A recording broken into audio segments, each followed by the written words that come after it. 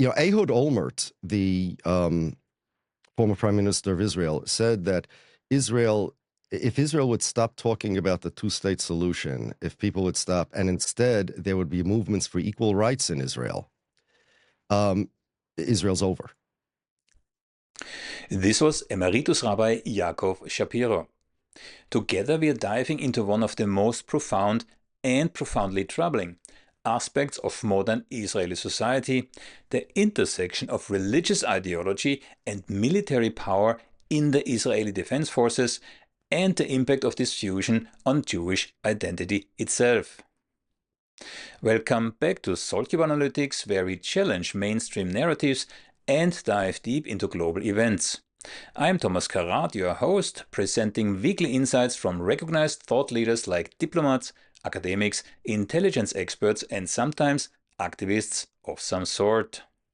So join us as we uncover the hidden stories beneath the headlines. You can find us on YouTube, Rumble, X, TikTok, Spotify, Apple Podcast, and now also on Substack, because Substack is a place where we can share unfiltered, in-depth analysis without the interference of big tech algorithms, the very same algorithms which try to stifle the voices of people like Rabbi Shapiro. That's because the rabbi is an outspoken critic of Zionism and the author of The Empty Wagon, a book that some say is the definite critic of Zionist ideology from within Orthodox Judaism. His insights are nothing short of explosive, particularly when it comes to how the IDF uses religion not as unifying tradition, but as an ideological tool, a weapon of the state to mold young soldiers into something far removed from their heritage. Now, let me set the stage. For decades, the Israeli army has leveraged not just physical force, but a brand of ideological conditioning, one that reaches deep into the souls of its young recruits. And this isn't just incidental. It's rooted in the vision of David Ben-Gurion, Israel's first prime minister, who spoke of the purification of the Jewish people, a rebirth that would strip away the Jewish identity rooted in the diaspora. According to Ben-Gurion, the military wasn't just for defense. It was the school of nation, the crucible in which the new Jew would be forged, purged of what he saw as the weakness of the exiled Jew, reborn as the muscle Jew, the soldier ready to defend a nation rather than a religion. Ben-Gurion's words, which might surprise and even shock many who think of Israel as the homeland for all Jews, reveal a vision that's more nationalistic than religious, more militaristic than spiritual. In his view, the Jewish people needed to undergo a transformation, and he saw the army as the tool to do it. The IDF's mission wasn't simply about defending borders. It was about transforming young people from Jewish families into an entirely new national identity. But at what costs? Rabbi Shapiro argues that this militarized ideology distorts the true teachings of Judaism, replacing ancient faith with nationalist fervor. It's a transformation that, he warns, not only twists the identity of the young Jews, but could undermine the spiritual foundations of Judaism itself. The IDF now distributes religious texts to its soldiers with strategic nationalist interpretation, blurring the lines between faith and state. It's no longer about serving God, but serving a nation, serving an army, and serving the state. Today, Rabbi Shapiro tells us what he thinks of Ben-Gurion's vision, the moral implications of merging faith with force, and how he sees this affecting the future of Judaism itself. And Rabbi Shapiro, as you will soon hear, does not hold back. His insights are sure to challenge us, even provoke us, as we explore what happens when a military institution takes religion into its own hands and remakes it to fit the state's expansionist and, some argue, genocidal agenda. Emeritus Rabbi Yaakov Shapiro, what a pleasure having you again the second time. How are you? I'm great. Thank you for having me again. I would like to present a little bit of context how this second interview came to be. I think it was 2, 3 weeks ago, I believe, I was sitting in Amman on a terrace with a friend. And suddenly this friend says, hey, I just messaged Rabbi Yaakov Shapiro concerning his podcast with the name How the Israeli Army Shapes Israeli or Jewish Identity. And then she asked, this is unfortunately only an audio version only. She would like to have some video footage for it. And this is how this interview came to be.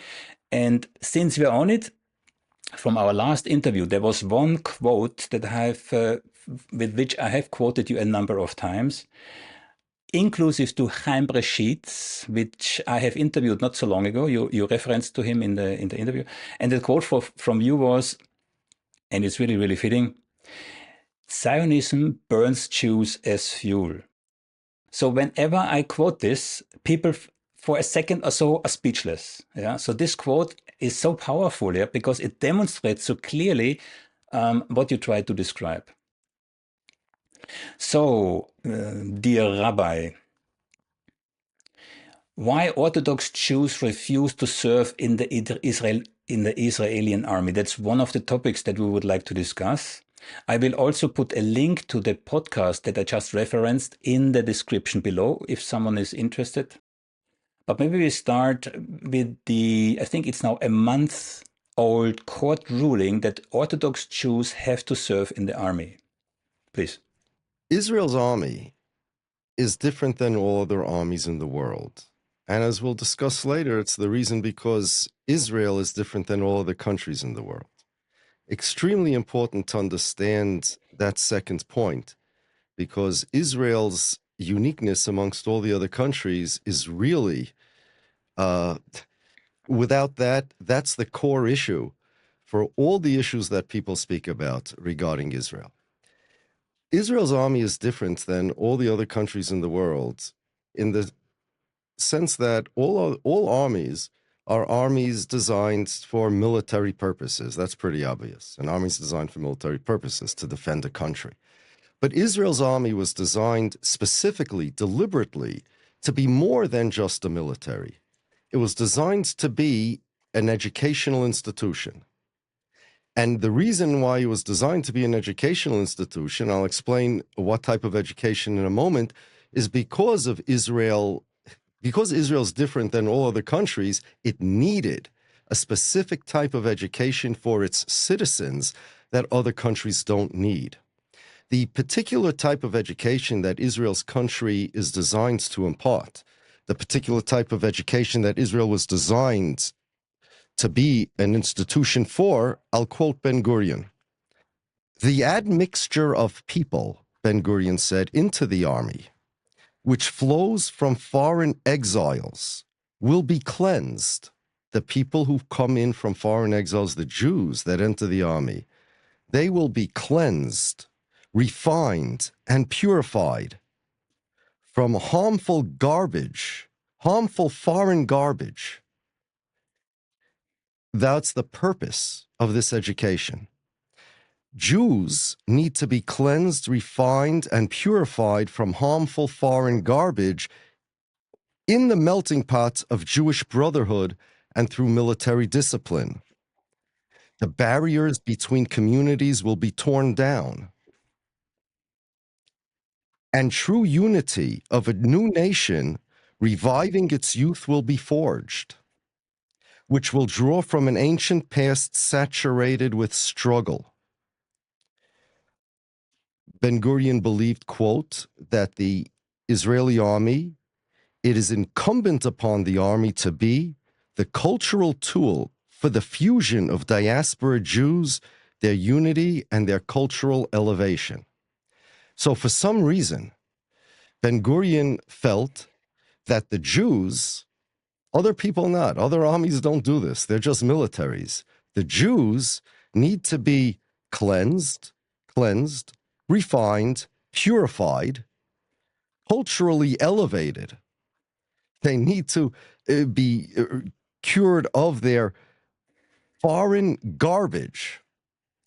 And by doing so, the reason for this, the reason why they need to culturally elevate and cure the Jews of their garbage, is in order to tear down the barriers between communities, means amongst Jews, and true unity of a new nation will be forged.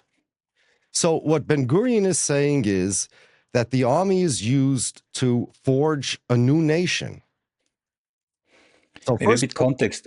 Sorry, maybe a bit context for viewers who are not so informed about the topic, right? yeah, well, So right. Go ahead. just a brief one, yeah. So I think you refer to the fact that Ben-Gurion said we have a state but no nation, right? And Ben-Gurion wanted to get rid of this big feeling from the Jews. So he really wanted to transform the actual, how shall I say it, Jewishness. Yeah, I think this Right, is what you're referring to. right. So first, I want to demonstrate for your viewers the bizarre nature of Israel's army, and I'll explain why they have this bizarre nature. They need to forge a nation, which is a weird thing, because if they have an army and they have a draft, there is a nation. It's Israel, isn't it? And they have the Jews, don't they? But they need to forge a new nation, and they need, in order to do so, to purify the Jews, to culturally elevate them. So what's happening over here is this. You're right. And I said this in my podcast, which your viewers didn't hear yet, that Ben-Gurion said we have a problem. It was in the 1951 elections, just shortly after Israel was founded, that they have a country, but they don't have a nation, which is I need to explain that, and that's what makes Israel different than all the countries. You see, all countries, and if a person doesn't understand this, they don't understand anything about Zionism or anything about how the Zionists act. If you do understand this, so many things make sense. Israel's different than all the countries in the world. Every country in the world is the country of its citizens. The country's made for its citizens, and the country belongs to the citizens. Israel is not that way. In Israel, there are many ways, three in particular that I want to mention, ways that they categorize the Israelis. There's religion, that we understand what it is. There's citizenship, and there's nationality. In other countries, citizenship and nationality are basically the same thing. I'm an American citizen. And if a person looks at his nationality, ethnicity is a different thing, but nationality means what is your nation, right? In Israel, there's no such thing as an Israeli nationality. There's an American nationality, there's a Polish nationality, an Italian nationality, but even though the country is Israel, there is no such thing as an Israeli nationality. You can be an Israeli citizen, but even if you're an Israeli citizen, that doesn't make you an Israeli national. The nationality is Jewish. Now, not every Israeli citizen is a Jewish national. There are Druze, there are Arabs, there are about 130 different Israeli nationalities, one of which is Jewish. Now, the idea that the Jews are a nationality, it was actually an anti-Semitic trope.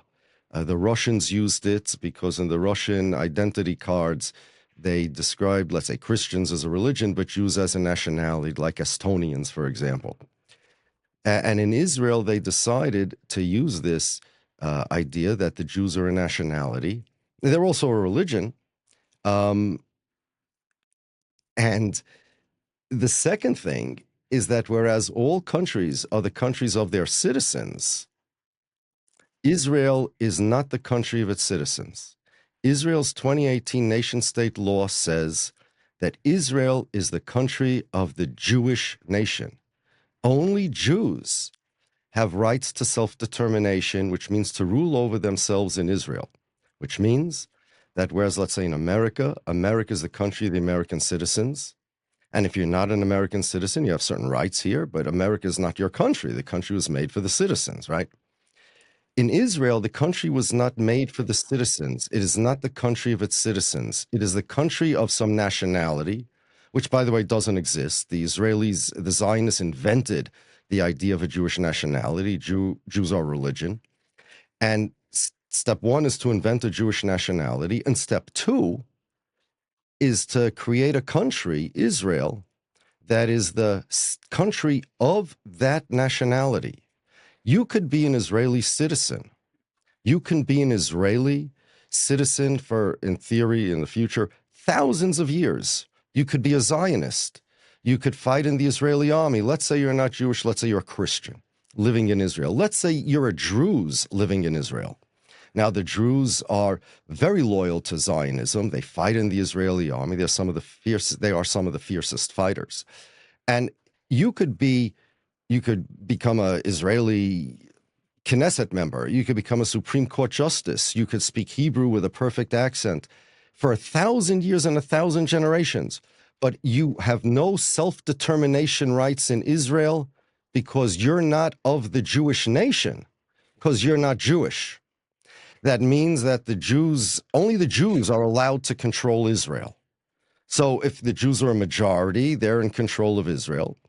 But if there's a demographic threat, the way Israel calls it, of the Jews becoming a minority, either through birth rate or through annexation of territories, which would include millions of non-Jewish people in the Israeli country, that would also create a threat.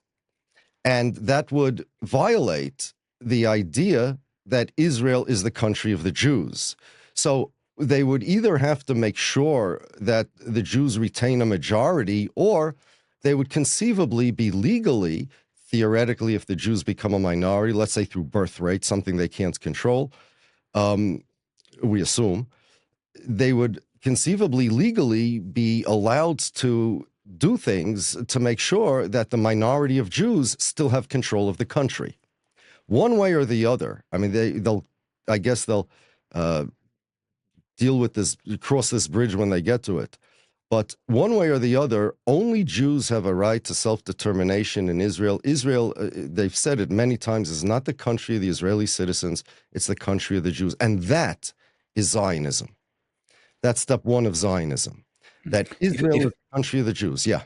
Before you move on, because you said something very interesting, annexation, right? And I interviewed Benny Morris on this, and he said, if, one state, two state, no state, if Israel would recognize all the Arabs within the occupied territories / annexation, right? Israel would immediately cease to be a Jewish state. So here goes your one-state solution. It will never happen, right, according to Israeli law. Well, if you reduce the amount of non-Jewish people in Gaza and in the West Bank, then you'll be able to annex it sooner or later. But there's also an international law against taking a land that you conquered by force. That's also true. But so Israel doesn't really care much anymore about international law, right? I mean, in America, we conquered part of Mexico, and now that became Texas, right? So Israel, now the problem with Israel having a Jewish minority is not merely, okay, it's like discrimination. This is different, we have to understand, than, let's say, South Africa wanting to have the white people control it, a discrimination against. It's not that. South Africa is the country of the South Africans, right? Holland is the country of the Holland citizens, right? The Netherlands citizens. Israel is not the country of the Israeli citizens. That's the thing. It's the country of the Jewish nation, okay? Meaning, I'm a Jew. I'm not Israeli. I wasn't born there. I don't live there. I don't plan on living there. I never did live there. I have nothing to do with Israel. I don't relate to Israel as having anything to do with me. As I've said on your podcast and many times, Israel has as much connection to Jews as China does, and I don't even call myself a diaspora Jew. This is very important because I'm not a diaspora Israeli. It's not like you have an Italian. When I tell this to people, they say, yeah, well, Italy doesn't claim any status over Italian Americans, and yes, Israel shouldn't claim any status over diaspora Jews. No, that's not what I'm saying. I'm saying I'm not a diaspora Israeli. My family's from Poland. It's that Israel claims status over diaspora Poles. They claim status over, it's like not Israel. Israel claiming status over the Jews is like Italy claiming status over American Chinese. I have nothing to do with Israel. That's what people need to get through their heads. Israel has created such propaganda that people believe that Israel is organically the Jewish state or organically connected to the Jews. And they use irrelevant propaganda to convince people of, oh, yes, the Jews have a connection to the Holy Land. Yeah, of course we do. Part of the Holy Land, I got to tell you, lies today in the borders of Lebanon.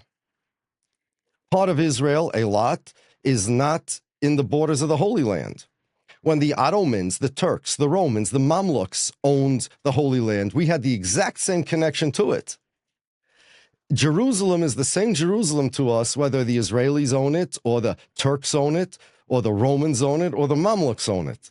So the idea that because there's a relationship that Israel is considered holy to the Jews, now there's a jump of faith that they expect people to take and say, see, if Israel is holy to Jews, that means the country of the Israelis, the sovereignty, the government over there has a connection to the Jews, but it doesn't. Israel has no more connection to me than the Turks do. We can call them the new Turks for all practical purposes. And that's all they are. They're the new Turks. There's the Turks owned it, the Mamluks owned it, the Ottomans owned it, the Zionists own it. It has nothing. You're not making many friends, I'm telling you, but you're used to that already. Well, first of all, as long as God is my friend, I don't have to worry about human beings being my friend, you know, and the Jewish religion is attacked. The Jewish religion is this is Zionism. They tried to take this Jewish religious ideas, such as a connection to holiness in the Holy Land, and transform them into political ideas. Okay, Jews have a connection to the whole. Remember that word connection, such an ambiguous word. It could mean physically connected. It could mean historically connected. It could mean spiritually connected. And the connection Jews had was a spiritual connection. Instead, the Zion said, oh, connection? Let's just remove that word spiritual, that adjective, and change it into political connection. Okay, so Israel, and that's the attack of Zionism on Judaism. It changes spiritual concepts into political ones. And that was the goal of Zionism, actually. But let's not go into that tangent for now. Israel considers itself my country. And this is why when Netanyahu comes to America, he said, last time he came, when he wasn't last Got time. a standing ovation in front of the Congress, yeah. Yeah, well, aside from that, I mean, they could stand for whoever they want, and those weren't all Jews that gave him the standing ovation. Worse yet, a lot worse than that, was when he came to Congress during Obama's administration in order to convince Congress that they should not side with Obama regarding his position on the Iran atomic deal, but rather they should side with Netanyahu, who did not want the deal to go through. Before he left, he said, I'm going to America, and I represent, these were his words, I represent not only those who elected me, but all the Jews all over the world, and for all the generations. He represents all the Jews all over the world. When Obama referred to Netanyahu as a coward, but he used a nasty slang to insult Netanyahu. So Naftali Bennett, then who was Minister of Education, later he became Prime Minister, he said that an insult to Netanyahu is an insult to all Jews all over the world. The president then of Israel, Herzog, he said that people have to understand that Netanyahu is not just the Prime Minister of Israel, he's Prime Minister of all the Jews. Now, there is no country in the world, not a single one, and this cannot be overemphasized, that claims to be the country of people who are not its citizens, never were its citizens, never did live there, who claim to be the country of random people who they declared themselves the country of. Israel is not merely an ethno-state. It's not comparable to any ethno-state in the world. Let's say, I don't know what, Northern Ireland is an ethno-state because of the Protestantism. Let's just assume that, right? There's no Arab state. I mean, sure, you've heard the talking point that, well, there's only one Jewish state, and I think 25 Arab states, 25. It's not true, because there's not a single Arab state in the world that claims to be an Arab state, or that is an Arab state, in the sense that Israel claims to be a Jewish one. There's no Muslim state that's a Muslim state in the sense that Israel claims to be a Jewish state, because there's no Muslim state in the world that claims to be the nation state of all Muslims. Saudi Arabia is the state of the Saudi Arabians, and it doesn't claim any status over Muslims in America. There's no Arab state that claims to be the nation state of all Arabs all over the world. There is only one state that claims to be the state of people who are never its citizens, are not its citizens. We're not diaspora Israelis. So somebody may say, well, China expects loyalty of their Chinese diaspora. I am not Israeli diaspora. I'm American, my family's from Poland, and by religion I'm Jewish. I have as much connection to Israel as I do with China. And Israel's claiming to be my state is just as fictional as China claiming to be my state. That's the rule. Israel made up this fantasy of what they are, their identity, that they're the nation of the Jews, which is insane. And there's no other country like that in the world. I don't know if there ever was such a thing. If we bring this now back to the Israeli army, and I'm asking specifically because, as I said at the beginning, I interviewed Chaim Rashid, who wrote the book An Army Like No Other. And tonight, in about 1.5 hours, an interview with Professor Jeff Harper will be released, who wrote the book A War Against the People. And he means a global war of repressive regimes against the people using Israeli so-called battle-tested weapons against the population, right? And then I heard your podcast where you talk specifically about the Israeli army and the function, the role, the army plays in achieving that goal. So now here's the problem. This being the case, that Israel wants to be the nation of the Jews, came 1948, and Israel claimed to be a state, but not the state of Israelis, the Jewish state. Remember, the name Israel is just a DBA. It's a business name. It's a shell. It's a front. What is a DBA? DBA? Yeah. In other words, Israel doesn't exist as doing business as. What does it mean? DBA. Yep. As is, let's say, I have a corporate name. So my name is Yaakov Shapiro, doing business as, I don't know what, Shapiro Incorporated. Okay. It's not a real Israel. Israel doesn't really exist except as a legal fiction. The Jewish state, they claim that it exists, and that doesn't really exist because it's not the Jewish state. That's a real fiction. And then there's the country Israel that portrays itself as a country, but it really is just a name. It's a organization that has citizens, but it's not a nationality. And the citizens don't have rights to control the country. Only the nationality, the Jewish nationality does. So it's the Jewish state, they claim to be the Jewish state, doing business as Israel, okay? But really, it's not the Jewish state, and Israel is not a nationality. So the whole thing is like kiting checks. Kiting checks, you know what that is, right? Okay, it's a crime. It used to be easier to perpetrate. If, let's say, I want to write a check for $1 million and I don't have a penny in the bank. So I write a check for $1 million, and then I deposit a check from another bank into my bank account for $1 million, so it'll clear. And then before that check clears, in the days where checks took a few days to clear as possible, I deposit another one. I keep depositing checks, and if I don't miss a day, then in theory, until they catch me, they think I have $1 million in a bank. Israel's identity as the Jewish state is just like kiting checks. That's all it is. It's a fantasy. Now, here's the problem. So now you have a whole bunch of Jews that live in Israel. Israel created a country, but they don't have a nation. Well, of course they don't have a nation. because they want the Jewish nation to exist. But Jews don't exist as a nation because we have no national characteristics. There's no common land, language, or culture between the Jews. They had a land, but there was language. Okay, they try to implement that everybody should speak modern Hebrew, okay?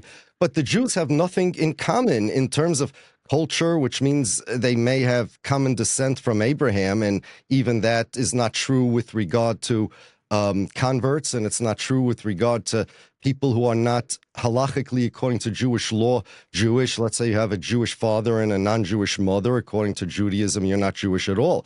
They had no common culture. You had Yemenite Jews. They had Arabic Jews, guys who would sit on a carpet and smoke hookahs with a turban, or people that came from families like that. Then you had German Jews from Germany. You had all these people with different ideas. Many of them hated Zionism. You had the Yemenite Jews, you had Russian Jews. They had nothing in common. So that's what Ben-Gurion meant when he said we have a country but not a nation. It's just a hodgepodge of various different people that have no national cohesion, no national unity with themselves. They're all Jews, but you ask me, I'm a Jew. If I would have been living in Israel, Israel is my country, like America is my country, but there is no Jewish nation. I have no national political connection with other Jews. So here's what they did. They said, well, first we're going to have an educational system where they're going to teach how all Jews are one nationality, and Jews always wanted political sovereignty in Israel. And when Jews said next year in Jerusalem, the religious Jews, non-religious Jews never said it.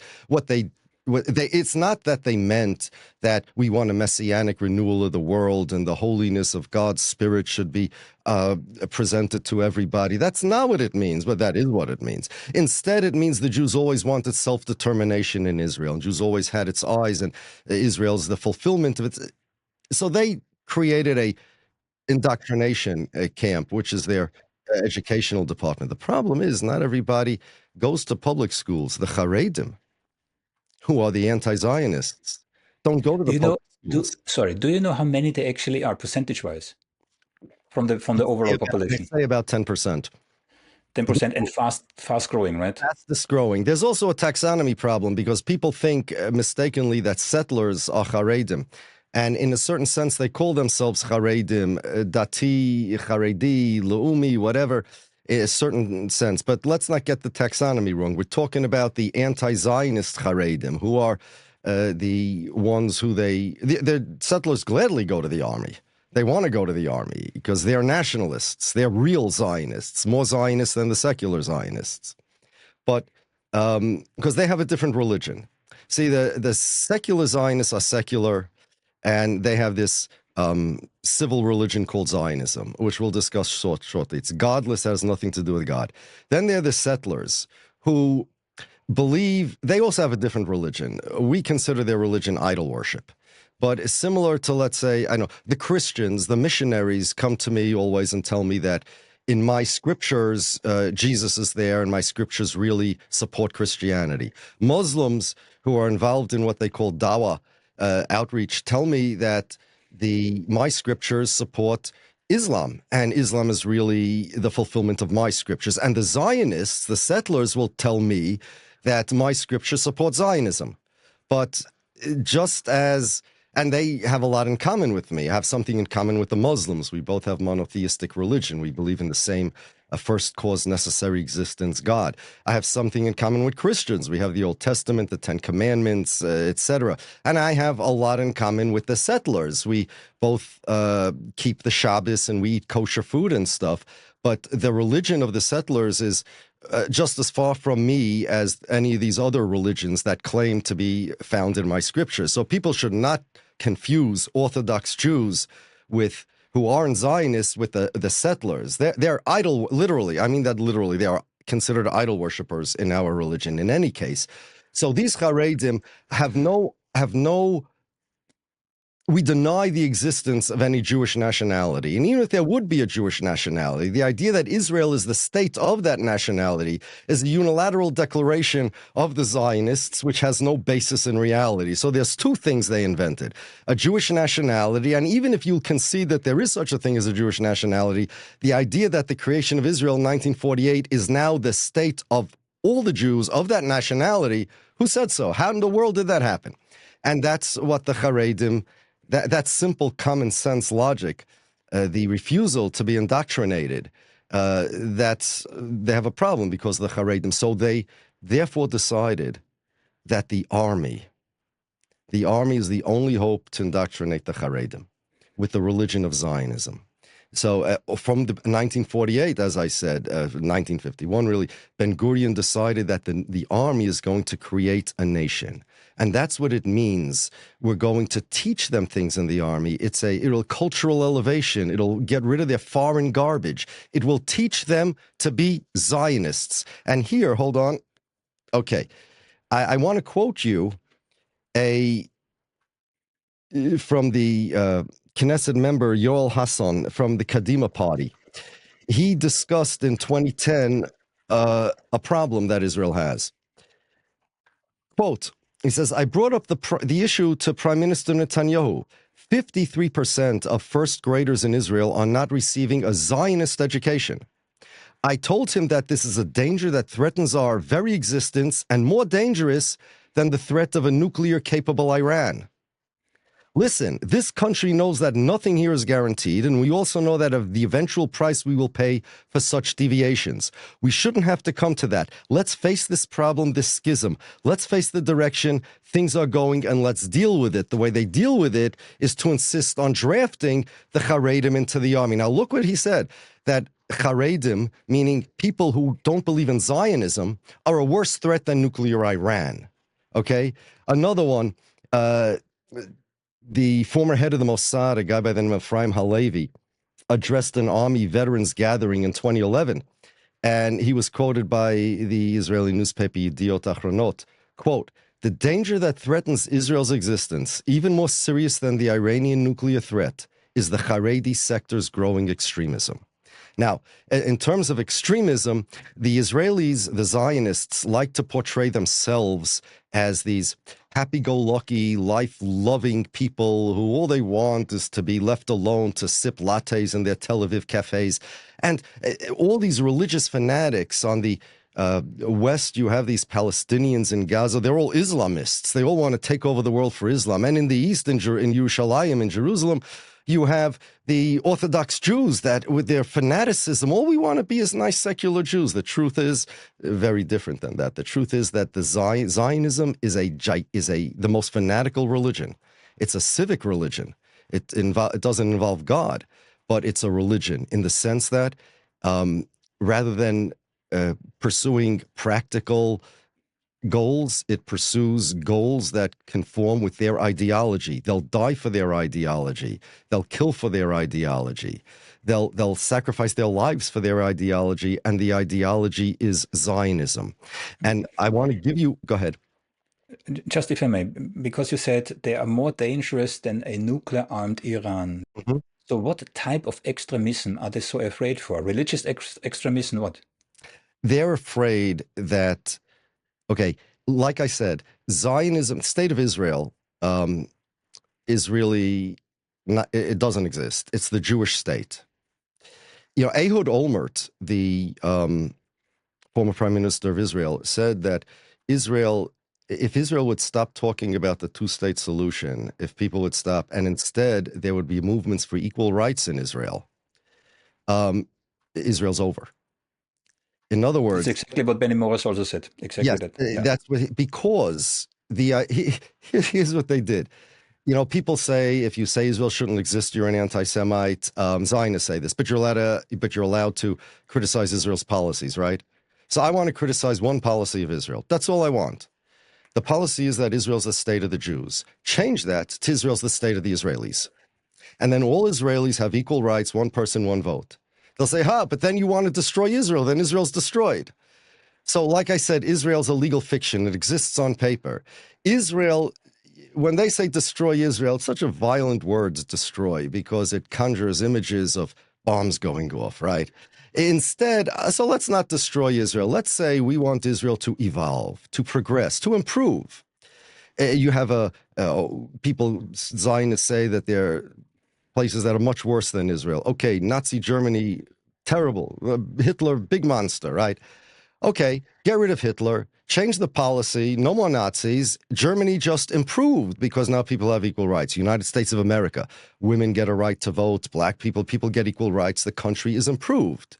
In Israel, however, if you give people equal rights, meaning everybody's equal, there's no Jewish self-determination laws, then guess what?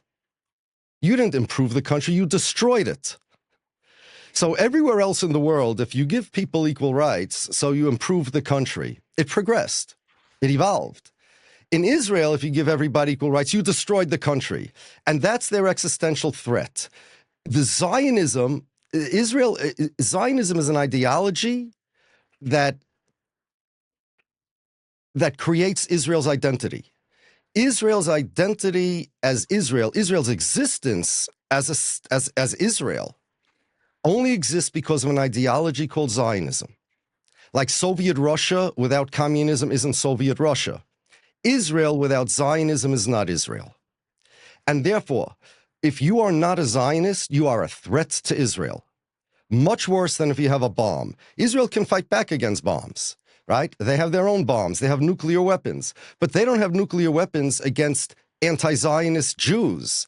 They don't have nuclear weapons against Jews or anybody that says, hey, Israel, you're not the state of the Jews. You're the state of the Israelis. Hey, Israel, I'm an American. You have nothing to do with me. They have no nuclear weapons against, yeah, they do. Character assassination, propaganda. But we are a threat to them. The Haredim, who are the largest growing population in Israel, are the biggest threat to them because you have people inside Israel. And many of them vote. Not all of them vote. There was a debate amongst the Orthodox Jews, the same way there was a debate amongst the Arabs, whether the Arabs should have parties in the Knesset or they should say, no, we don't want to be part of this thing. The Orthodox Jews also have that disagreement amongst them, but there are many Orthodox Jews who have parties in the Knesset. And you're talking about these people who don't believe in Zionism. And they're there in the Knesset without being Zionists, similar to...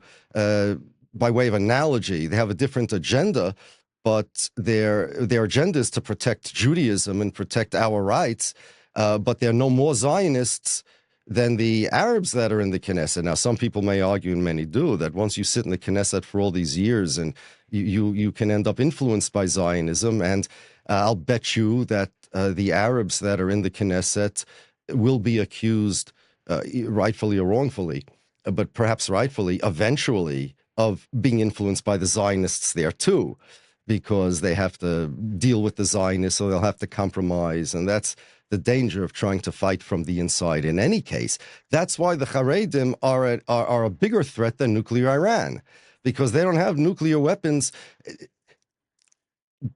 Being an anti-Zionist, saying that Zionism is wrong, saying that Zionism is not Jewish, that's the thing. You see, people talk about Zionism in terms of settler colonialism, in terms of Israel's treatment of the Palestinians. Here is an important distinction, and I always say this. There are many people who consider themselves anti-Zionists who are not anti-Zionists. They're really pro-Palestinian. And those people, I'll tell you who those people are. Let's assume for the sake of the argument that Israel and the Palestinians agreed to a two-state solution. In theory, I know it's not happening, but and let's assume even that the Palestinians get 90% of the land and Israel is left with 10% in the Negev desert. And let's assume that the Palestinians are happy and the Israelis are happy, right? So these anti-Zionists are also happy. Why not? The Palestinians are happy. Why shouldn't they be happy? Well, guess what? The Jewish anti-Zionists are not happy. Because while it's true, and that's a good thing, that the Palestinians are out of the line of fire, Israel is still the same Israel, still claims to be the state of the Jews. There will still be a minority of non-Jews, Muslims, Christians, whatever, in Israel, and Israel will not be their state. Netanyahu still claims to be my prime minister. Nothing changed. If you want to be an anti-Zionist and not merely a pro-Palestinian, or even you could be an anti-Zionist and not be a pro-Palestinian. It's not a contradiction. Anti-Zionism means that you don't like Zionism. There are left-wing Zionists who say, you know, we want Israel should have a two-state solution, but we're happy with Israel as the Jewish state. If you are an anti-Zionist, you want Zionism to disappear off the face of the earth, the ideology. The people can stay. It's like you want communism to disappear off the face of this. Imagine Soviet Russia. So the Jews were persecuted, right? The KGB sent them to Siberia and stuff. They couldn't practice their religion. So imagine they say, okay, we want a two-state solution. Let the Jews have their own state somewhere in, I don't know what, Uzbekistan, and let the Russians have the Soviets have their own state. That doesn't mean you're against communism if that's what you believe. And if you want a two-state solution, that doesn't mean you're against Zionism. I am against Zionism. Zionism is inherently nonsensical, anti-Jewish, anti-Semitic, and it's an assault on the Jewish religion. And therefore, these anti-Zionist Haredim, regardless of how they feel right-wing or left-wing in regard to Israel's wars, they are anti-Zionist in the sense that they don't believe that Israel's a state of the Jews. It should not be the state of the Jews. Those are two totally different issues. And Haredim, therefore, are a bigger existential threat to Israel because the existence of Israel is dependent upon the existence of the ideology of Zionism. And they don't have atomic weapons, and the USA is not going to help them, although they try. Just like the USA supports Israel with weapons, they support Israel. Who has no atomic weapons? Israel has no atomic weapons against the ideological battle that we are waging against them. Okay. And America, although, and they actually do go to America to help them in the ideological battle against the Haredim, in the same way they go to America for weapons. The IHRA definition of anti-Semitism, which says if you're an anti-Zionist, you're an anti-Semite, applies to us too. Deborah Lipstadt, just give me one more sentence here.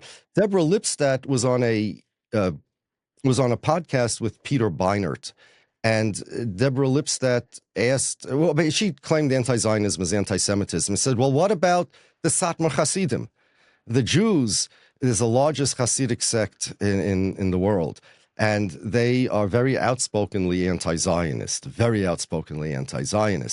Even if there would be a two-state solution, they'd be anti-Zionist, right? It's not merely the wars. And she said, whether they're anti-Semites, whether Orthodox Jews are anti-Semites, if they're anti-Zionists for religious reasons, the jury is a little bit out on that.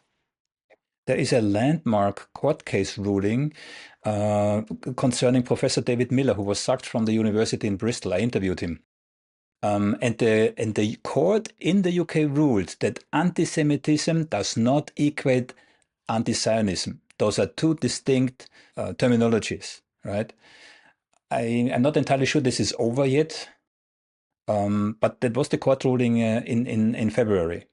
Okay, that's great. And I heard that in Texas, the Supreme Court in Texas ruled the same thing over here, that the IHRA definition violates the First Amendment. I just heard that. I don't know exactly the details. And in America, we have more freedom of speech than they do in Europe. France, England, hate speech is illegal. It's criminal. In America, it's not. In any case, the IHRA definition, we could go to court and win wars, just like in America, people can go to court against and try to fight other manifestations of Zionism. But it is a battle, and they're battling against Jews. Now, I want to give a couple of examples of the cultural elevation that the Zionist army teaches, okay? So I have a book over here, which I would highly recommend to your viewers. Hold on. The book is called, by two Israeli academics, the book is called Civil Religion in Israel. Okay. And it explains how Zionism is actually, it has all the characteristics, not all the characteristics, it really is a religion. Doesn't involve God, but it's a religion, and it tried to mimic Judaism. See, the Zionists didn't want to just eradicate Judaism because they needed the Jews to buy into the ideology of Zionism. So similar to, I know there's different historical opinions about what I'm going to say, and I don't want to offend anybody. But don't forget to give us the examples. Yeah, let's not forget. No problem. I first want to explain why the examples are there. And I don't want to offend anybody. It's just an analogy. If it's historically incorrect, so fine, let it be in theory. You know how the early Christian missionaries, when they wanted to get the pagans to become Christians, So they would, and I know the historical disagreements, they would either adopt into Christianity some of the pagan ideas in order to say, okay, pagans, your legends, well, we fulfill it. Or they would say, okay, you know what, you can keep these pagan ideas, just become a Christian, and later there would be an assimilation between the ideas, or whatever. And again, I don't want to offend anybody. I know there are different opinions about this, and what I said is just one. I'm not saying that's, God's law. Similarly, the Zionists knew that they would be unable to get the Jews to just buy into this nonsense of Zionism. So they said, Jews, you have this connection to the Holy Land. We will help you. We're the fulfillment of that connection. You want to go next year in Jerusalem, so we'll get you back in Jerusalem. You want a safe place to live, we'll get you a safe place to live. Ironic, and that's why they have this facade of Judaism. Okay, therefore, here are the examples. But they don't want Judaism to be my Judaism, having to do with God. They want Judaism to be a nationality, having to do with the people. They want loyalty to the people makes you a better Jew. In Judaism, loyalty to God makes you a better Jew. And then they'll say, well, no, you have to be loyal to Jews. Yes, but loyal to Jews only because we share the same religion. We're a religious community. No, you're not a religious community, said the Zionists. We're like the French, and we have to be loyal to our brothers, just like the French are loyal to their brothers. La patria, and Israel is not a holy land, it's a homeland, right? In English, the word homeland doesn't say much about what a homeland is. But in other languages, there's La Patria, French, there's Mother Russia in Russian, and some other podcast hosts who I've had interviews with from other countries. They tell me in Italian it works like this too. It means the place you were born, place the nation was born. And in Hebrew, Moledet, the Israelis call it Moledet. It means the place you were born. And in Israel's Declaration of Independence, it says, here the nation was born, here the Jews were born. Which is, of course, not like it's against Judaism, because Judaism says the Jewish people were born at Mount Sinai. According to Israel, Moses wasn't Jewish because he never went into Israel. But here are the examples, okay? And I got this from that book, Civil Religion in Israel. The IDF officers training course was found to include lectures on the following topic. 1, what is Judaism? 2, is Judaism a religion, a way of life, or a constitution? 2, the uniqueness of the Jewish people. That's 3. 4, the people and the land in a Jewish perspective. 5, war and the army in a Jewish perspective. The identity of the Jewish people, number 6. Now, mind you, this is the Israeli army, not the Jewish army. Okay? Yet there, but really, sorry. Just for me to understand, this comes where from? This is a Israeli army. This comes from the Israeli army manual. Officers training course. They get lectures on these things. On religion. So the army teaches on religion. Yes, but they don't teach my version of religion. They teach but you see, they say Judaism, one of the questions is Judaism a religion, a real way of life, or constitution? So they're saying Judaism is not a religion, like being Greek is not a religion. They worshipped Zeus. The Greeks had their god, and the Scandinavians had Odin, right? But being Scandinavian is not the same as worshiping Odin, and being Greek is not the same as worshiping Zeus, because being Greek is not a religion. Zeus, or the Greek religion, whatever it's called, may be a constitution originally made as the constitution for the Greek people. So they want to change Judaism from a religion into a constitution for a body, or a way of something to do with the nation. And this idea that only Haredim aren't drafted to the army. See, the Zionists have this thing that really what they do very often is based on their ideology of Zionism. And they will sacrifice Jews, burn them as fuel.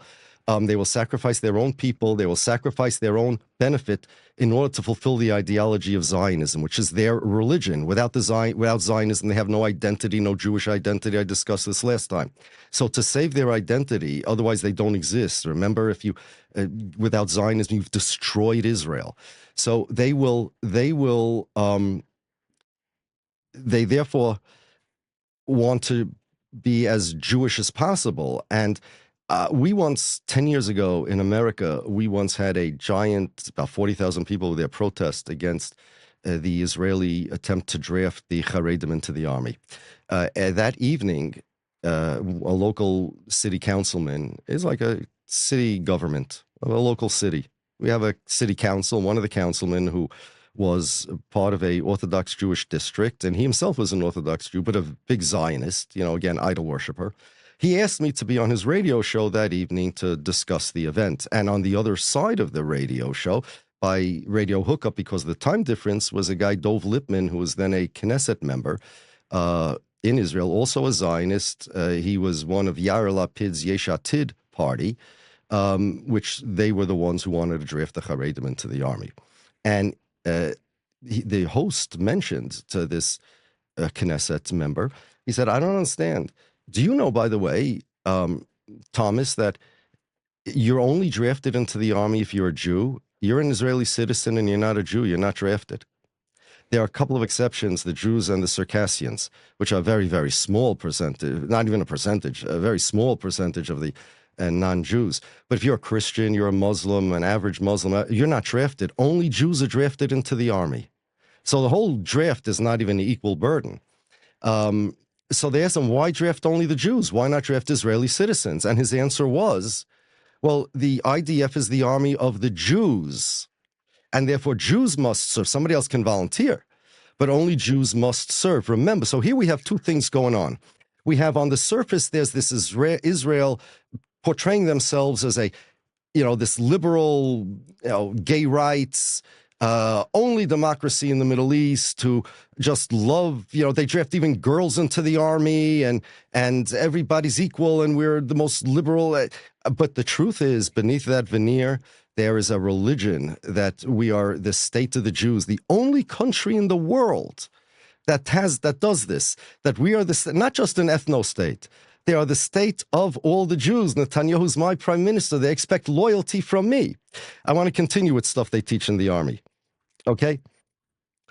All the commanders in the army receive a bulletin called, quote, informational guidelines to the commander, which they're urged to discuss with their soldiers. The Holocaust Memorial Day guidelines instruct the commander teachers that this day is a good opportunity to discuss with their men, amongst other things, the following points. 1. The Zionist solution establishing the state of Israel was intended to provide an answer to the problem of Jewish existence. The problem of Jewish existence. Not anti-Semitism, not the problem of anti-Semitism, the problem of Jewish existence. In view of the fact that all other solutions had failed, the Holocaust proved in all its horror that in the 20th century, the survival of the Jews is not assured so long as they do not have the power to defend themselves. I don't believe there was ever a problem of Jewish existence. There was a problem of anti-Semitism, which is similar to racism, which of course is a problem. And we know what the solution to that is. Yes, Hitler was a monster and everything like that, and things like that happen. And of course, that's a horror, the terrible tragedy and terrible crime, depending upon if you're talking about the victims or the perpetrators, they're both true. But that doesn't mean that there's a problem of Jewish existence. And the Holocaust didn't prove any such thing. That's causation. There's no causation over there. I mean, there are plenty of other people that Hitler killed. It doesn't mean that they have to go around defending myself. The truth of the matter is I'm safer here in America than all the Jews are in Israel. That was 2. A strong state of Israel means a state possessed of military, social, and diplomatic strength, moral character, which can respond properly to every threat from outside and provide assistance to every persecuted Jew wherever he is. The consciousness of the Holocaust, I want to emphasize that phrase, the consciousness of the Holocaust is one of the central aspects that underlies the central striving and behind the solidarity and deep ties with diaspora Jewry. And now I want to get into the difference between Zionist Judaism, so to speak, and Jewish Judaism. When the Zionists say that the Haredim are a bigger threat than Iran, there's something we need to know in order to really properly understand that. Why did the Zionists create Zionism to begin with? Well, people think that, okay, they were running away from anti-Semites. They wanted a safe place. It's entirely untrue. Part of it was they wanted to deal with anti-Semitism, but they didn't think that we're going to go to Israel, create a nuclear-powered ghetto for ourselves so that nobody can hurt us.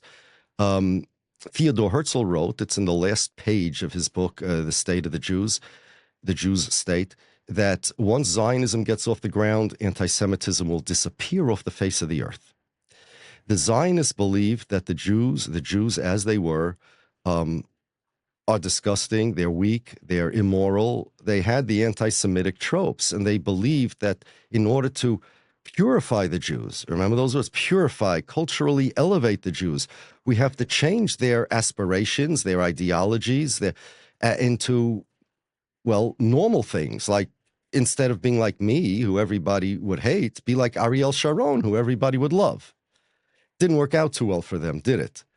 But the whole idea of Zionism is more than that. If you want to understand the Zionist culture, there are other books. There's a book called Sabra. He explains it very well. Az Almag, another Israeli academic, that the Zionists set out to create a new personality for the Jews. It was a social engineering project. And what they wanted more than anything else was to be the diametric opposite of the old-time Jew. Vladimir Jabotinsky held a eulogy on Theodor Herzl in 1904, and there he said that if you want to know what a Zionist is, he called them Hebrews, right? Because that's the political name as opposed to Jews, which was the religious name. If you want to know what a Zionist is, there really is no picture to compare him to. Again, this was 1904. Instead, take a Zhid. Zhid is a derogatory name for Jew, a Russian slur, kind of like kike. And take every characteristic of the Zhid and imagine his diametrical opposite. Because the Jew is ugly, the Zionist is going to be handsome. Because the Jew is weak, we're going to be strong. Because the Jew is scared, we're going to be courageous. Because the Jew flees, we're going to run to the world and say, we are Zionists. And they wanted specifically to create a personality that's the opposite of the Jews. And they are obsessed with not being Jews. The idea of Zionism, if you want to know what Zionism is, it's not so much hatred of Palestinians. The Palestinians just got in their way. That's really the truth.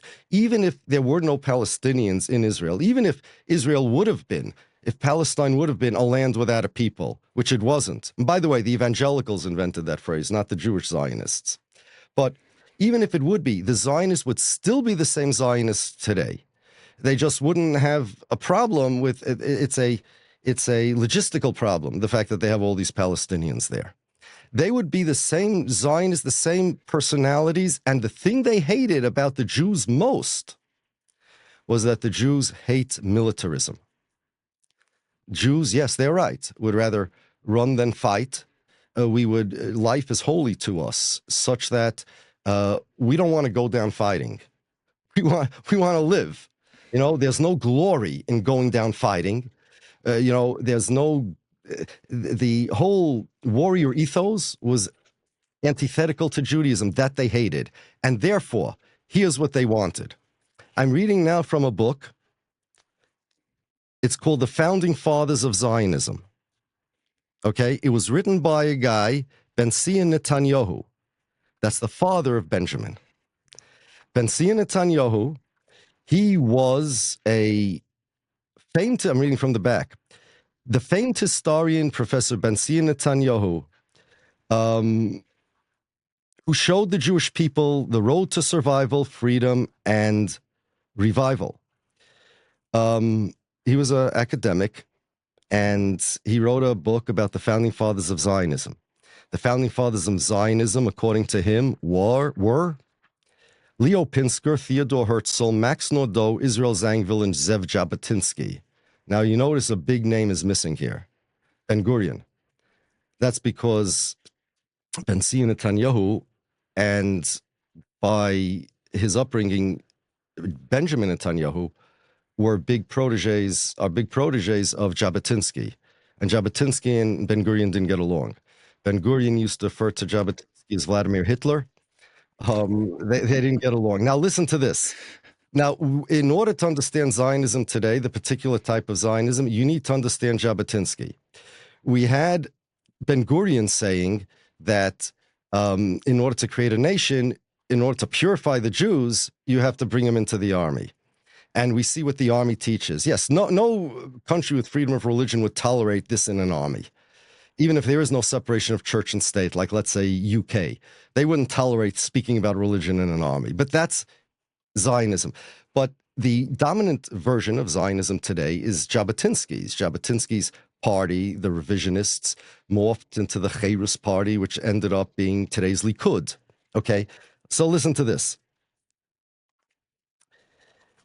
You're talking about Jabotinsky. And again, this has been seen Netanyahu, who was a student of Jabotinsky, and Netanyahu claims himself he's a student of Jabotinsky.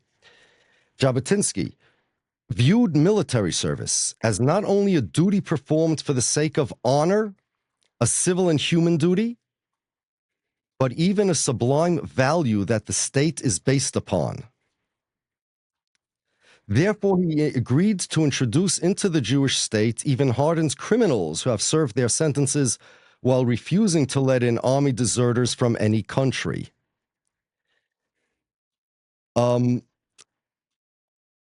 Jabotinsky spoke not only of a professional army that would serve the needs of internal and external defense, as Herzl had done in the Jewish state, but of educating the youth as a whole, as soldiers, so that the people could withstand the harsh struggle for national revival. Likewise, he viewed it necessary for the very same reason to explain that there is good and bad militarism, not a military, militarism, just as there is good and bad nationalism. And now listen to this. And that military education also contains certain exalted values which only it can impart. You're not talking about a military that protects a country only. You're talking about a military that instills values, that educates, and the values are militarism. And remember, Jabotinsky was the one that said that the Zionist is the opposite personality of a Jew. All these traits which he advocated and which his opponents called Jabotinsky's militarism, quote unquote, Jabotinsky had a lot of opposition for these ideas from left-wing Zionists or even centrist Zionists.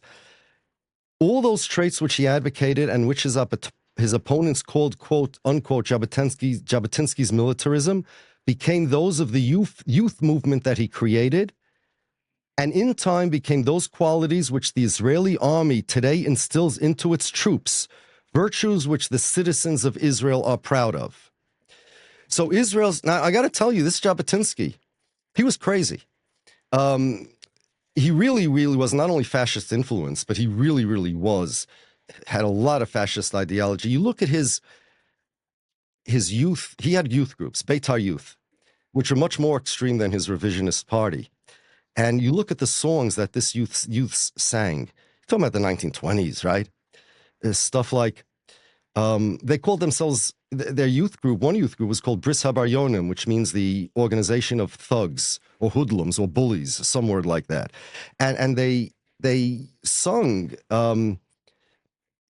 we got up, we rose, we returned, we, the Biryonim, the thugs, bullies, whatever you want to call them, to redeem our land in Ligol et Artsenu Besar Milchama, to redeem our land in the storm of war, Letvoa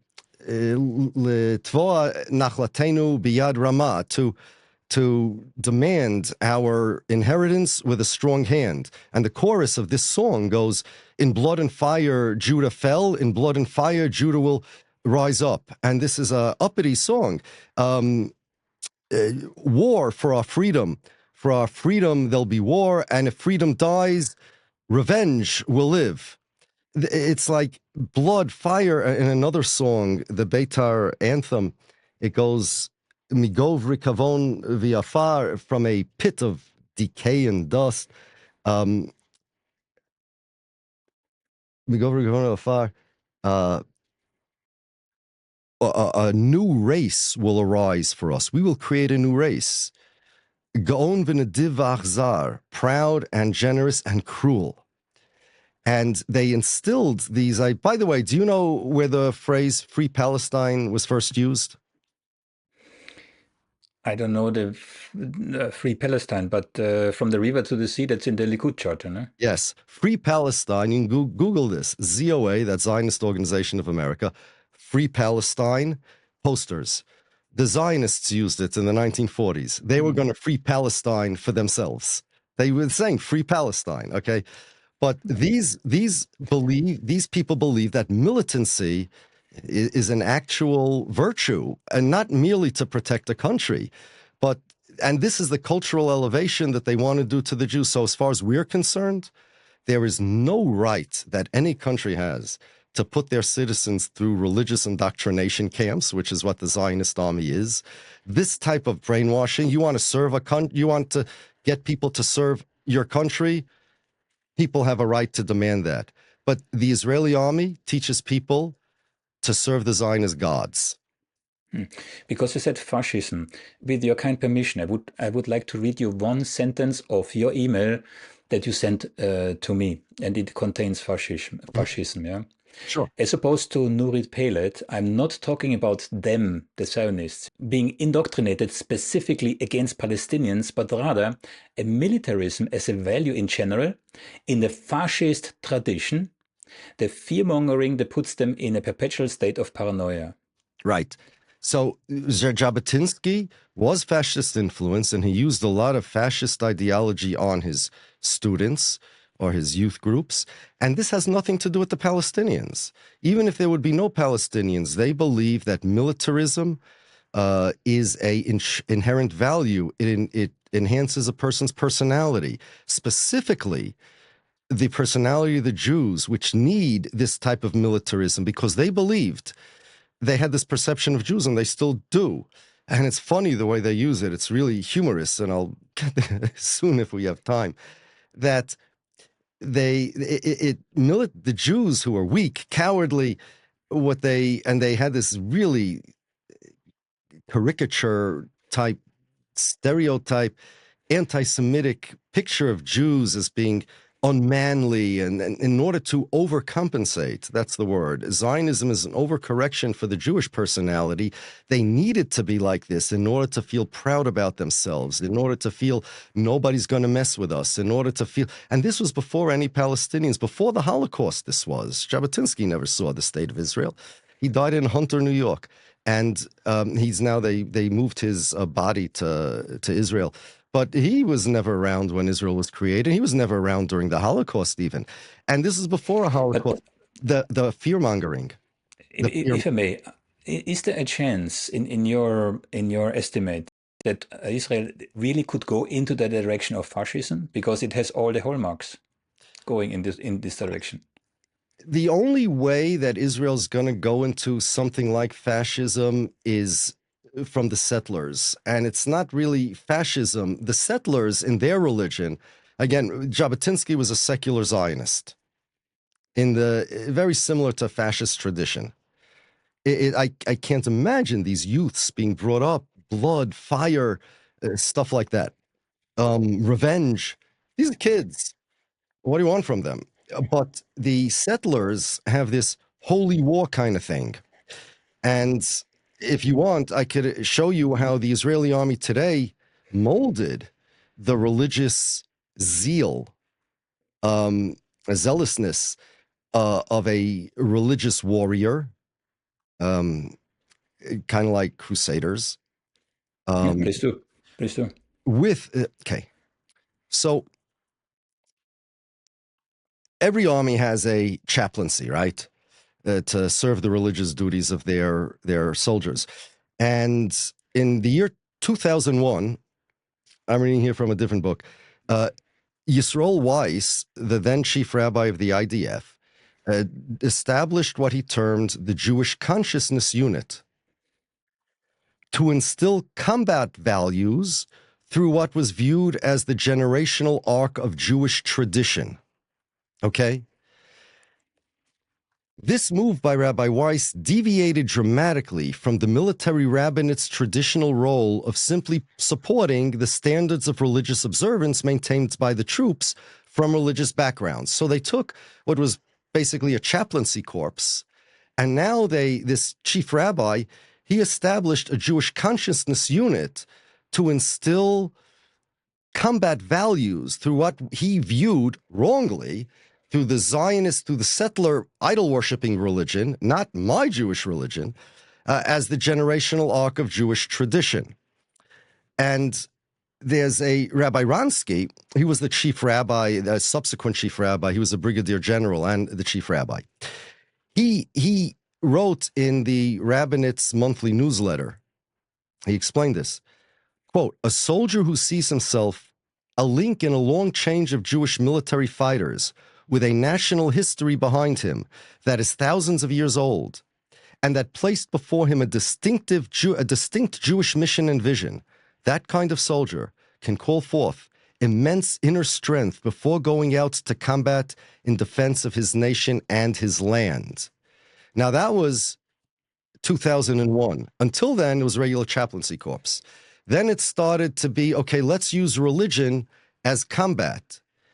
Now, the thing is that it's still in the religious segment of the army.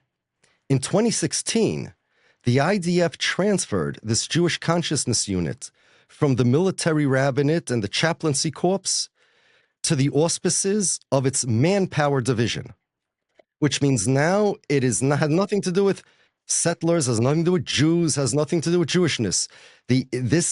This unit now became part of the manpower division of the IDF.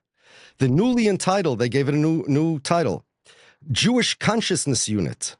The Identity and Jewish Consciousness Unit was to be a partnership composed of officers who had previously served in the IDF's Education and Youth Corps and those who had served within the military rabbinate, meaning that they're taking the militarism of the settlers, this religious war type part of the religion, this idol-worshipping, pagan, land-worshipping warriors, and now they figure, oh, works so well for them, let's incorporate it into the IDF. And they have these soldiers that portray the Israel's enemies, whoever they're fighting with, and currently the Palestinians, as blasphemers of God and people who are against God. And as we discussed last time, Netanyahu called them Amalek, which is insane. You know, I tell people that Yasser Arafat was a secular. He wasn't really a religious Muslim. I know at the end of his life, people say he became a Christian. And again, I don't know if that's true. I just know that some people say it. But he was secular. People don't believe me. What do you mean? He was an Islamist. He was like ISIS. He wanted to conquer the world for Islam. No, he didn't. And the PFLP, these were not Islamist organizations. You know, these are Marxist organizations. And recently an Israeli politician, I think it was the mayor of Jerusalem, deputy mayor, I forgot her name. She said, there are no churches in Gaza. What do you mean? The Islamists kicked them out, she meant. So she seemed to have mean the entire idea of Israel fighting God's wars, even if you don't believe in God. Remember, that's the civil religion. There is such a thing. You know, I don't know how it works in your country, but in the United States of America, I'll tell you a story. You know, I hang out American flag on the 4th of July. It's our Independence Day here, always in front of my house. And one time the American flag, it got disheveled. It was used up, you know, because of the rain and everything. So I had to get a new one. No problem. I got a new flag and I took the old flag. I put it in the garbage. A guy comes running into my house. He says, Rabbi, you can't put the American flag in the garbage. There's a whole ceremony, and I didn't know this. I really didn't mean anything against it. It's just a flag. According to Jewish law, by the way, you're allowed to put the Star of David into the garbage. It has no holiness. It's not a symbol of Judaism at all. And yes, the American flag is a symbol of America, but I didn't think that you can't throw it out when it's, you know, torn apart or when it's dirty or sullied. You can't. There's ways you have to fold the flag. You know, there are all sorts of ceremonies in America. And this type of holiness without God that serves no practical purpose, no biological reason for these type of things, no physical benefits, but rather an ideology that it's not merely an ideology of what's good or bad for mankind. It's more, it borrows religious rituals and gives religious sanctity to certain things. And I have nothing against that per se. If that's the way people want to be, I don't care. That's fine. Um, uh, but the civil religion in Israel has a full throttled, godless religion that tells you to kill for certain things, not merely for self-defense, kill, die, to die for certain things. And I saw an interview by a settler. They asked him, a whole bunch of relatives of his were killed. A bunch of relatives were killed, terrorism. And they asked him, why do you live there? He said, well, this is the land of my forefathers, and I'm not giving it up. And from a Jewish perspective, that man is complicit in the murder of his family. If you know that this is a dangerous place to live and people can get killed, and then they do because you deliberately stayed here, not even for any practical reason, but rather for ideological reasons, then he's complicit, yes. And this is so anti-Jewish, but it's very Zionist, you see? So now they take the army and they teach them this, they try to give them this religious zealotry and a religious perspective, kind of like, St. Bernard's, St. Bernard's Knights, where a soldier is ordained and not made, a soldier is ordained. And that's why you have in Israel this whole religious aura around the army. Does this explain the atrocities that we are seeing filmed by Israeli soldiers on social media? No, I mean, it, bizarre. it doesn't. That's, I don't think this can, I don't even think this can explain it. I don't think this is sufficient explanation. I mean, the indoctrination, well, okay, not sufficient, but it's part of it.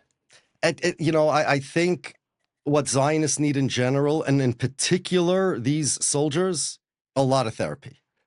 I think that Zionists are so... This is called deprogramming. What they need is deprogramming because they're so bought into this, whatever they were fed since kindergarten on, through the military. This needs more than yeah. This is... Listen, there's no question that in Judaism, you need to look at, even if somebody kills in self-defense, I mean, the Bible says that Moses, before he killed the Egyptian, who was going to kill a Jew, when he was in Egypt, it says, Vayar vayifen koi vayar ki ein ish. He looked from side to side and he saw that there was no people around. Our tradition tells us that that means he looked with his prophecy into the future and saw that there's no good ever to come from this man. He was pure evil. And before he did that, that's what he did before he killed him. Any death of any, it says when the Egyptians were drowned in the Red Sea. So it says in our tradition in the Talmudic literature that the Egyptians, that the angels wanted to sing to God on the revenge that God perpetrated on the Egyptians. And God said to the angels, don't sing. There's nothing to sing for. We have to save the Jews in self-defense from the people that want to kill them. But my creations, meaning human beings here, are drowning in the sea and you want to sing? That's not an appropriate reaction, even if it's something in self-defense. And remember, Zionists want to be the opposite of Jews. So it could very well be, but without a psychology degree and seeing them on my couch for X amount of time, I would feel, I wouldn't feel justified in providing a psychoanalysis. But I will tell you that it's the Zionist army, it's the opposite. And I look at these people, I read the books. I learn more about them from the books than the news, because news could be distorted and one-sided and you never know what you're seeing. But I look at the books and I see No, this does not bode well for anything, not for the people who Israel doesn't want there, not for the non-Jews, even who are citizens of Israel, not for the Jews, not for anybody. Zionism is a bad ideology. First of all, it's a failure. All the Zionists said that, all of them, that when Zionism gets off the ground, or when Israel becomes a state, anti-Semitism will disappear because there won't be any reason for there to be anti-Semites. Jabotinsky may be actually the only one that said no. You know what? He wrote a book called an essay called The Iron Wall, and he said, "Look, you want to colonize a land." These were his words. You want to colonize a land. No indigenous people are going to let you do it. The Indians in America, and he gave many examples. So don't believe these other Zionists, guys like Ben-Gurion that said, okay, the Arabs will welcome us. We're going to enhance their civilization. We'll give them cultural elevation. The same thing he said about the Haredim in the army, about the Jews in the army. He said, we'll give them cultural elevation. That's an old colonialist attitude. You know, we're going to come in and bring civilization and everyone's going to love us. Don't believe them. It's not true. That's not the way it works. The only thing that we're going to be able, the only thing that's going to allow us to colonize Palestine is the bayonet, an iron wall. We have to be stronger than them, and that's it. You know, the different Zionists had different ideas, and then you had the settlers with their religious zealotry, and you have this big mix. And after all of this, by the way, the Israeli government, Zionists, the official Zionist establishment, you know, they want to have a Jewish state. They still do not have a logically coherent definition of a Jew, even a legal definition that makes any sense. I mean, what is a Jew to them? Okay, they want Jews there, right? They want a Jewish state. So, as I said, they look at Jews as a nationality, not a religion, right? Okay, fine. So let's say you have a non-Jew. Again, Druze after 1,000 generations in Israel, okay? And he says, look, you know what? I want to be a Jewish national. I don't want to be a Jew. I don't practice the Jewish religion. I have my own religion. I'm a Druze. What's the naturalization process for me to join your nationality? And they say, no, you can't. There's no naturalization process. You can't become a Jewish national the way you can become an Italian national or an American national. You have to be Jewish. But why is this the only nationality that I can't join? That's a good question. All right. But then they'll say, by the way, there is a way for you to join this non-religious, has nothing to do with religious nationality. Convert to the religion of Judaism. Excuse me, didn't you say this is not religious? But the only way to become a national is by converting to the religion? Okay, so you go to a rabbi in Belgium who's an anti-Zionist rabbi, who actually one of the conditions of conversion is going to be that you have to be not a Zionist, otherwise he won't convert you because you're not accepting Judaism. Fine, now I'm an anti-Zionist rabbi. I'm one of these Haredim that refused to go to the draft. Okay, good. Now you are entitled to the law of return because you converted to, now you're a Jewish national. But wait. If you are born Jewish, okay, you're an atheist, you're entitled to the law of return. All right? Because it has nothing to do with religion. But the only way to become a national is to accept the religion by an Orthodox rabbi. If you have a conservative or reformer, no, it has to be an Orthodox rabbi that demands exact commitment to all the Orthodox Jewish laws, okay? But listen to this. Did I ever tell you about Brother Daniel? There was a guy, Brother Daniel, a Polish guy who was born Jewish, and later he converted to Christianity. He was no anti-Semite. In World War II, he helped a lot of Jews escape in Poland from the Nazis. And after Israel came into existence, he wanted to become an Israeli based on the law of return because he's born Jewish. After all, an atheist can have the law of return, and he said, I'm a Jewish national, but I practice Christianity. I believe in Jesus. So they had a Supreme Court case. They said, no, you can't. If you believe in Jesus, if you practice Christianity or any other religion, you cannot qualify for the law of return. But wait, if I'm an atheist, I can? Yes. But if I believe in a God, but he's a Trinity, then I can't? No. Okay, fine. So none of this makes any sense. There was another guy, Shalit, who had married a non-Jewish woman, and he had a child, and he wanted to register his child as religion, non-nationality Jewish. The Supreme Court agreed with him. The Jewish rabbis disagreed. So you don't even have a definition of Jewish. Is Jewish a nationality? Then why can't you have Christian Jews? You can have atheist Jews. Why can't you have Christian Jews? And say, okay, you need to be part of the religion. Okay, but you could be an atheist. If they say, well, you have to be born Jewish, it's not true. You can convert to Judaism and even be an anti-Zionist. So there is no consistent definition of Jew, and the reason for that is the contradiction. They wanted a new Jew, a new definition of Jew, but they wanted to keep the old Jewish people. And remember, give them this Jewish feeling and flavoring and coloring. And you cannot do that and at the same time create a new definition of Jew. That's where the contradiction is, you know? And they still haven't worked that out. So Ben-Gurion said, there is no definition of a Jew. I don't know why you think Jews need a definition. Well, there's no definition. How do you know who's a Jew? And how do you, well, he said the Knesset decides who's a Jew. So on that note, dear Rabbi, there are many other things that would be highly interesting to discuss with you, and maybe we will. Yeah. For today, unfortunately, I have to cut it short. In 3 minutes, I have another engagement. I have to say, I admire your how shall I say this? The energy, the depth of your knowledge, you know, the personal engagement, yeah. And I have seen you speaking, and I have to apologize. I do not know the context, but I have seen you speaking in front of virtually thousands of other rabbis, I believe, in a kind of stadium. Maybe very briefly. What's that?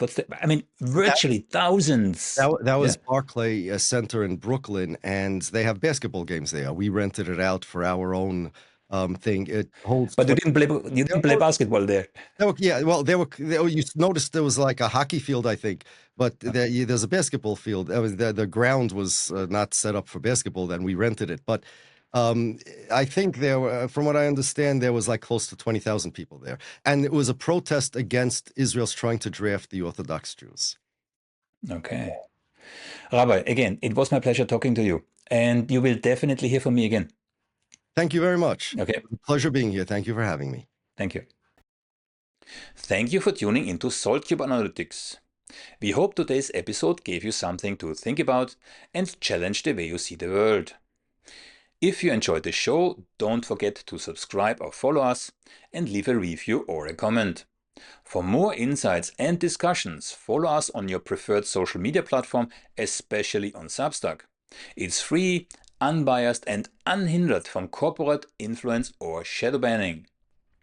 Until next time, stay informed, stay curious, and remember, always look beyond the headlines.